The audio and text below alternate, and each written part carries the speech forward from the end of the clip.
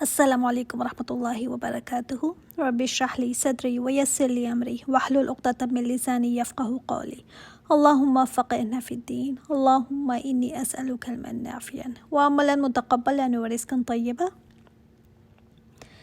اب جو یہ آیت ہم پڑھنے جا رہے ہیں نا، بہت امپورٹنٹ ہے، بہت امپورٹنٹ۔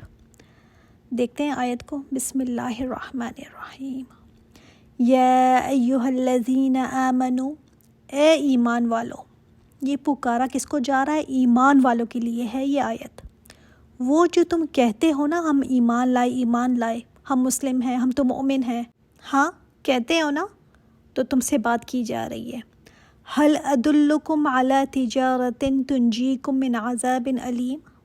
اللہ تعالیٰ نے فرمایا ہے، کیا میں رہنمائی کروں تمہاری ایسی بزنس پر جو تمہیں نجات دے دے دردناک عذاب سے۔ بزنس کرنا لوگوں کو بڑا اچھا لگتا ہے نا، کیونکہ بزنس میں کیا ہے، انسان کو لگتا ہے بڑا پروفٹ آئے گا اس سے، کچھ لگاتا ہے تو پروفٹ آتا ہے نا، رائٹ؟ اپنی توانائی لگاتا ہے، انرجی، اپنی محنت، اپنا پیسہ لگاتا ہے، تب اس کو پروفٹ ملتا ہے۔ ایک تجارت ایسی بھی ہے جس کی طرف اللہ تعالیٰ بلا رہے ہیں۔ اچھا، جہاں پر کوئی بتا رہا ہو نا کہ آپ اپنی منی کو کیسے ملٹیپلائی کر سکتے ہیں، تو لوگ ان کی کانفرنس پر پیسہ دے کر جاتے ہیں، رائٹ؟ کہ ان کی سنہری باتیں سن کر ہم آئے، اور رب اس کی بات کیسی ہوگی اس کی شان کے لائق، جب وہ فرما دے کہ میں تمہیں ایک بزنس بتاتا ہوں، وہ بزنس کرنا چاہو گے؟ اور وہ بزنس کیا پروفٹ دے گا؟ پہلے تو لوگ پوچھتے ہیں نا، بھئی کتنا پروفٹ ہوگا، کیا ملے گا اس کا؟ تو اللہ تعالیٰ نے فرمایا، یہ بزنس تم کو بچائے گا دردناک عذاب سے۔ اس سے ایک اور بات کہ اگر کوئی یہ بزنس نہیں کرتا، غور سے سنیے گا اس کو، اگر کوئی یہ بزنس نہیں کرنا چاہتا تو کیا امید رہ جاتی ہے اس کی کہ وہ دردناک عذاب سے بچ جائے؟ امید بہت کم رہ جاتی ہے، کیونکہ بتا دیا گیا یہاں پر کہ اگر دردناک عذاب سے بچنا ہے تو یہ بزنس تو تمہیں کرنا پڑے گا۔ اب یہ بتا کر انسان کو جھنجھوڑا گیا کہ سنو، کون سا کس قسم کا بزنس ہے وہ؟ تؤمنون باللہ ورسولہ، تم ایمان لاؤ اللہ پر اور اس کے رسول پر۔ تو کیا ہم ایمان لے کر نہیں آئے ہوئے؟ ہم تو پہلے ہی ایمان والے ہیں۔ یہاں پر بات ہی یا ایہا الذین آمنوا سے ہو رہی ہے، پھر کیوں کہا گیا تم ایمان لاؤ؟ وتجاہدون، اور تم جہاد کرو، یہ کیوں آیا؟ تؤمنون کا کیا ترجمہ ہے؟ تم ایمان لاؤ، کیوں کہا گیا یہ؟ یعنی اس میں اتنی تاکید ہے نا، کہ جیسے میں کہوں تم یہ کام کرو، اور پھر میں کہوں تم یہ کام کرو گی ہی، مطلب کرو گی، دوسرا کوئی آپشن نہیں ہے تمہارے پاس۔ ایمان جو ہے نا زبانی کلام نہیں، وہ تو منافق بھی کہتے تھے کہ ہمارا ایمان ہے، ہم مسلمان ہیں، کمزور ایمان والے بھی یہی کہتے ہیں کہ ہم تو ایمان والے ہیں۔ یہاں پر کون سی ایمان کی بات ہو رہی ہے؟ وہ ایمان جو دل میں راسخ ہو گیا ہو، پکا ایمان۔ ایمان کے لیولز ہوتے ہیں نا، یہ ایمان کا ہائر لیول ہے، حقیقی ایمان، فیک ایمان نہیں جس کے تمغے لگا کر پھرتے رہیں، جل سے جلوس نکال لیے، یہ کوئی بیج نہیں ہے کہ گلے میں پہن لیا اور لٹکا لیا بس۔ یہ ایمان وہ ہے جو دل میں کھبا ہوا ہو یقین کی حد تک، اور واقعی میں یہ ایمان اگر آ جائے نا تو زندگیاں بدل جاتی ہیں۔ عمل میں جو کمزوری آتی ہے نا، اس کی وجہ کیا ہوتی ہے؟ ایمان کی کمزوری ہوتی ہے، یاد رکھیے گا۔ ایسے نہیں کہ عمل مجھ سے نہیں ہوتا، یا گناہ پر گناہ کیے جاتا ہوں، یا نیکی میں ایسی سستی کر رہا ہے کوئی انسان، کمی ایمان میں ہوتی ہے تو عمل میں کمی آتی ہے۔ تو سب سے پہلے ضروری ہے کہ اللہ پر ایمان اور اس کے رسول پر ایمان۔ اور ایمان بڑھتا کیسے ہے؟ اس قرآن سے بڑھتا ہے، موت کی یاد سے بڑھتا ہے ایمان۔ تو ایمان، پہلی بات ایمان والوں کو کہ تم ایمان لے کر آؤ، جیسے کہ حق ہے ایمان لانے کا۔ تمہارے ایمان ویسے نہیں ہے جیسے ہونے چاہیے، کریڈیبل نہیں ہے جو تمہیں پار کروا دیں وہاں پر، تمہیں دردناک عذاب سے بچوا سکے، ایسے ایمان نہیں ہے تمہارے۔ ایمان لے کر آؤ اللہ پر اور اس کے رسول پر۔ اب ہم کیا، ہم تو پہلے ہی ایمان والے ہیں، کیا کریں؟ اور کوئی نئی چیز آپ نے بتانی ہے تو بتائیں۔ اللہ تعالیٰ نے ایمان والوں کو کہہ کر فرمایا ہے ایمان لے کر آؤ۔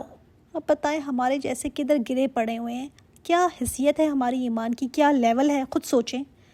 جو ایمان روکے نا انسان کو گناہ سے، وہ کیا ایمان ہوگا؟ جو انسان کو دھوکے بازی سے نہ روکے، جھوٹ بولنے سے نہ روکے، غیبت کرنے سے نہ روکے، ہمارے ایمان کے کیا لیول ہیں پھر؟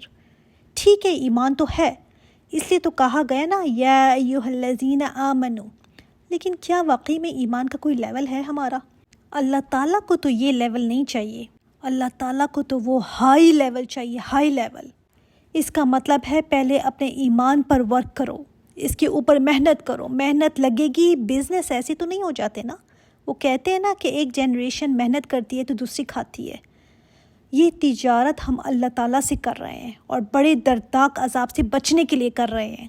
چوائس نہیں ہے کوئی، یہ کرنا ہی کرنا ہے، اس لیے کہ کون نہیں چاہتا کہ دردناک عذاب سے بچ جائے؟ کون کہہ سکتا ہے یہ کہ مجھے نہیں بچنا؟ تنجیکم، نجات دے دے، تمہیں چھٹکارا دلا دے۔ اس پر کون کہے گا کہ نہیں مجھے چھٹکارا نہیں چاہیے عذاب سے؟ سب کو ورک کرنے کی ضرورت ہے نا ایمان پر، کہ جب موت آئے تو فرشتے جب دل چاک کر کے دیکھے نا تو صرف اللہ لکھا ہو، کچھ بھی نہ ہو اس دل میں۔ تؤمنون باللہ ورسولہ، اور رسول پر، جب رسول پر ایمان مضبوط ہوگا نا تب رسول کی لائی ہوئی شریعت، رسول کی لائی ہوئی بات کی اہمیت ہوگی۔ اور تیسری چیز جو تمہیں انویسٹ کرنی ہے وہ کیا ہے؟ وَتُجَاهِدُونَ فِي سَبِيلِ اللَّهِ بِأَمْوَالِكُمْ وَأَنفُسِكُمْ، تم جہاد کرو اللہ کے راستے میں اپنے مالوں کے ساتھ اور اپنی جانوں کے ساتھ۔ سب سے پہلے یہاں پر لفظ جہاد کو سمجھنے کی بہت زیادہ ضرورت ہے، بہت زیادہ، کیونکہ جہاد ایسا لفظ ہے نا جس کو سب سے زیادہ مس انڈرسٹینڈ کیا ہے لوگوں نے۔ یہاں پر کسی کو کچھ اور اسلام کا پتہ ہو یا نہ ہو، ہاں جہاد کا ضرور پتہ ہوتا ہے۔ خیر ہمارے مسلمانوں کو ہی پتہ نہیں کہ جہاد ہوتا کیا ہے، اوروں کو ہم کیا بتائیں گے؟ ہمیں خود اس لفظ سے ڈرتے ہیں کہ کہیں کسی کے منہ سے نہ نکل جائے۔ آج اچھی طرح سمجھ لیں، کوئی پوچھ لے ہمیں کہ جہاد کیا ہے تو ہم کیا کہیں؟ جہاد جہد سے ہے، جہد کہتے ہیں سخت محنت کو، کوشش کو، لیکن یہاں پر تجاہدون آیا نا، جیسے مقاتلہ ہے، مقابلہ ہے، تو جیسے مقابلے میں یا مقاتلے میں ایک دوسرے کے ساتھ کام کرنے کا معنی آتا ہے نا، تو تجاہدون یعنی وہ مجاہد جو اپنی کوشش، اپنی محنت کو لگاتا ہے، یعنی یہ کچھ کرنا چاہے اور دوسری طرف سے ریزسٹنس آئے تو اس کے اگینسٹ جو اسٹرگل کرتا ہے یہ ہوگا مجاہد۔ اچھا پھر مجاہد تو کئی طریقے سے ہو سکتے ہیں۔ مثال کے طور پر ایک بندہ ہے، بزنس کرتا ہے، اس کو آگے بڑی کوئی ریزسٹنس، بڑی مخالفت آتی ہے، لیکن پھر بھی وہ کرتا رہتا ہے، اسٹرگل کرتا ہے اپنی بزنس میں، تو وہ مجاہد ہے اپنے بزنس میں۔ اسی طرح کوئی مجاہد ہوتا ہے، بڑی کرسی چاہتا ہے، اس کے لیے وہ الیکشن میں کھڑا ہوتا ہے، اپوننٹس اس کے بڑے مشکلات پیدا کرتے ہیں، وہ ان کا مقابلہ کرتا ہے، لگا رہتا ہے اس اسٹرگل میں اور وہ اس کرسی تک پہنچ جاتا ہے۔ یہ مجاہد ہے کرسی کے لیے۔ لیکن یہاں پر جو کہا گیا نا کہ تم اسٹرگل کرو، کس میں؟ فی سبیل اللہ، اللہ کے راستے میں، تو کوئی مجاہد اللہ کے راستے میں بھی اسٹرگل کرنے والا ہوگا نا، جو اللہ کے راستے میں لگا رہتا ہے، اپنے آپ کو لگاتا ہے۔ اب واپس جہاد کے لفظ پر آتے ہیں کہ یہ اسٹرگل محنت تو ہے، لیکن کیا محنت اور کوشش کس چیز کے لیے؟ اس میں 3 باتیں میں آپ کو بتاؤں گی، 3 سٹیپس کہہ لیں، 3 سٹیجز کہہ لیں جہاد کی۔